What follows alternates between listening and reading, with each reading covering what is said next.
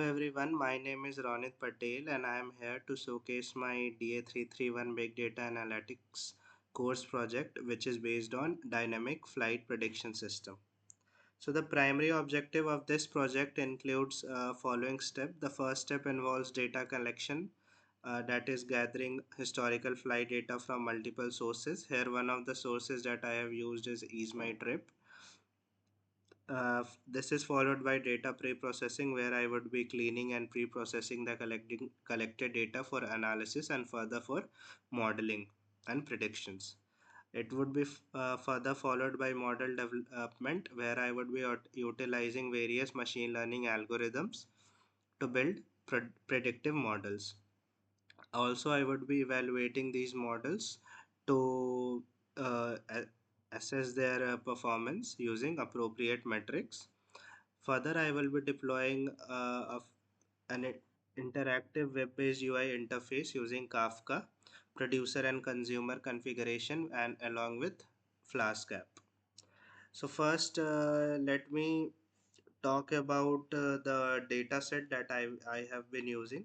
So that this data set I have ga- uh, I have gathered from Kaggle, and following are the features in this data set.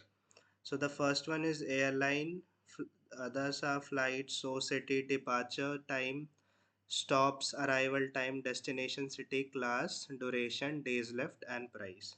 So first let me talk about the various feature. So the first feature, airline, basically signifies the name of the airline company. It is a categorical feature having six different airlines. Flight basically gives the flight's code. It is not a categorical feature and is not to and is not of much importance to us.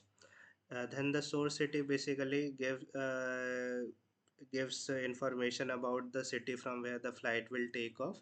It is also a categorical feature having six unique cities. Further, the others are the departure time, which was actually a real time, but I have categorized it into six unique labels such as morning, afternoon, evening, and other categories for my ease. Stops basically is also a categorical feature with three distinct values. That is signifies the number of source stops between the source and the destination cities. Then the arrival time is also a categorical feature, which is derived from real arrival time. Then destination city signifies the place where the flight will land. Class is a categorical feature that contains information about the seat, that is whether the seat is economy or business. Then the duration signifies the overall amount of time it takes to travel between these two cities through that flight. Then the days left basically is a derived characteristic that is calculated by subtracting the trip date by the booking date. And finally, my target variable is the price variable, which stores information about the ticket price. Following are some of the Following are some of the observation that I have obtained while doing some exploratory data analysis. So there is no null value in the data set. Now let's come to visualization. So coming first to numerical analysis, basically there are only three columns in the data set which are continuous, and these are duration, days left, and price. So you can see you can see the distribution of these three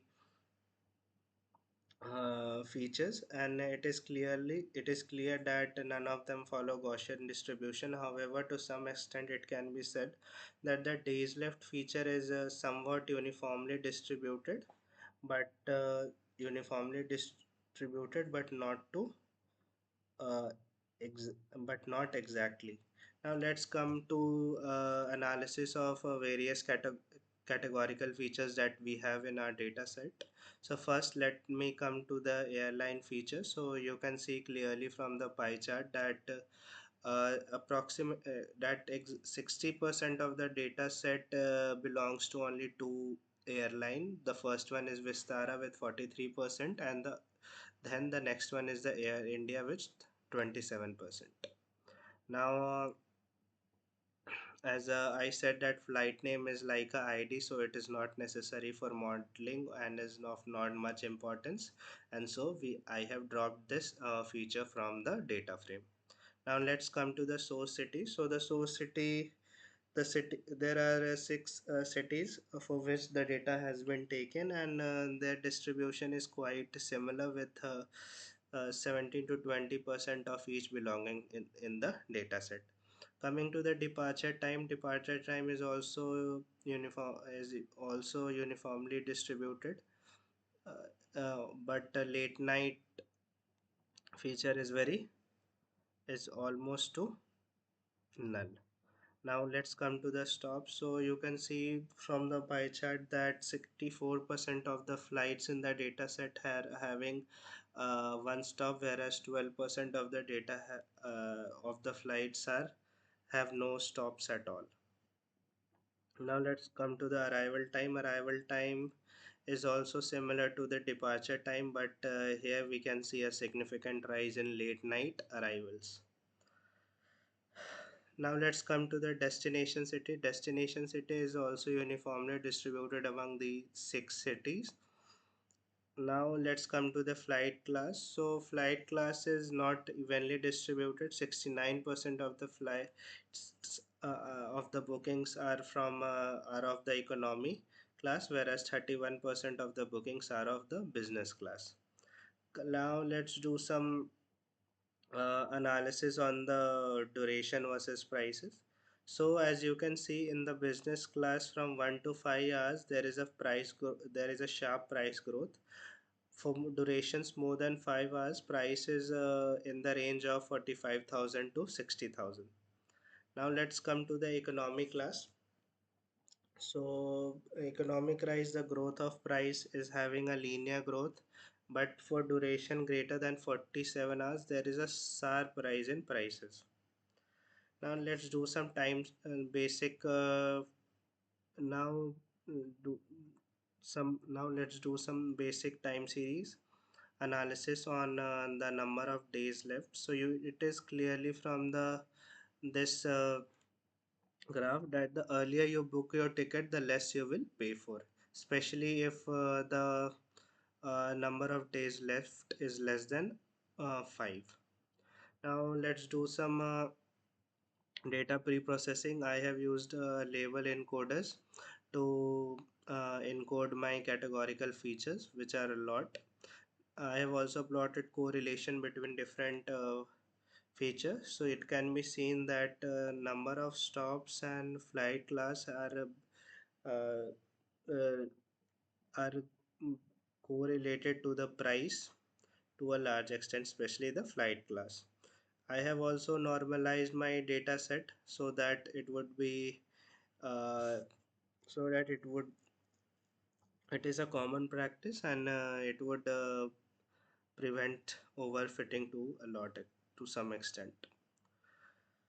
Now I am coming to the modeling part. So following are the models that I have used to that I have trained my data set on, so that I can see which model is working best. So these models are linear regression, decision tree regression, bagging regression, random forest regressor, SVR, XGB regressor, K-neighbor regressor, extra trees regressor, ridge regression, lasso regression, and then the gradient boosting regression. I have used various matrices to judge the performances of these models, such as mean absolute error, R square, root mean square error, mean absolute percentage error, etc. So after performing some visualization of these matrices, I have come to the conclusion that following these three models are the ones which have a very good performance. These are random forest regressor, bagging regressor, and extra tree regressors. So finally, I decided to choose the random forest regressor as the one where I would train my data and use it for predictions. So I have here again once again trained my random forest regressor, and have did some plotting. So here you can see some plots for actual price versus predicted ticket price. So from this graph it is visible that there is not much difference between the predicted price and the actual price, and they are predicting, and it can be said that the model is working fine. Now let me come through the web interface. So you can see in my CMD that here my Kafka server is running in this command prompt, and my Kafka zookeeper is running in this command prompt. So my Kafka is active. You can see that I have also been running the uh, Flask app in this terminal, and this terminal is responsible for my for listening to the data. This is basically the terminal where my consumer.py is running. I would not be going through the code in much detail as it would take a lot of time. So let me one go through how my web UI works. So here is my dynamic flight prediction UI. So these are some of the features that I would have to select for my own convenience, and then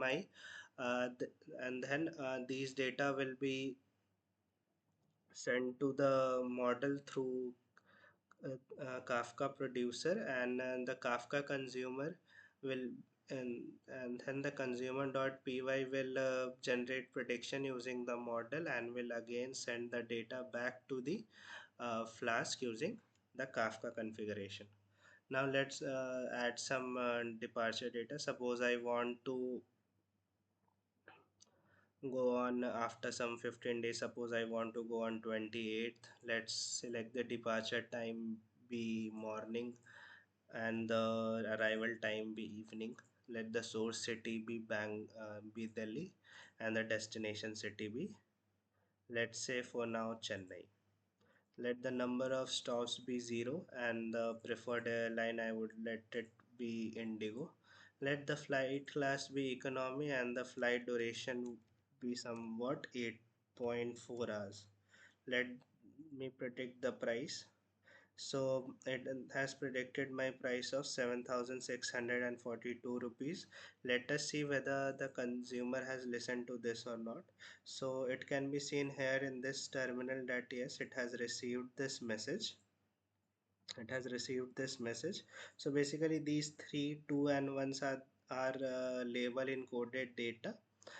This is being signified by my code also.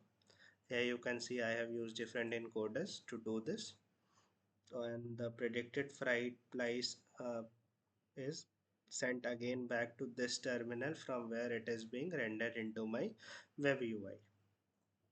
Now let us see some prediction on the business class. So let's select that same date, that would be 28. The departure time be morning, the arrival time be evening, the source city be uh, that again be Delhi, the Chennai, number of stops be 0, preferred airline Indigo, let it be the economy class, and the flight hours be 8. Now let me predict the price once again. So you can see my price is 81,000, which is obvious, which is not exactly, but maybe for 81,000, maybe for business class it can be this much because there is no stops and all. So this is a web UI interface. Currently, there are a lot of limitations in this project, especially in the data set. I have been considering only the metro 5 or 6 metropolitan cities in our country, which have a huge which has a huge flight traffic. It can be extended to all the cities and all the flights commuting in India, and then in the world also, but that would require a lot of resources and web scraping of various websites and would take, but it would be a huge success if I would be able to do so in my future. I would like to thank my professor to giving me this opportunity to make this great to make this good to make this project a success. Thank you.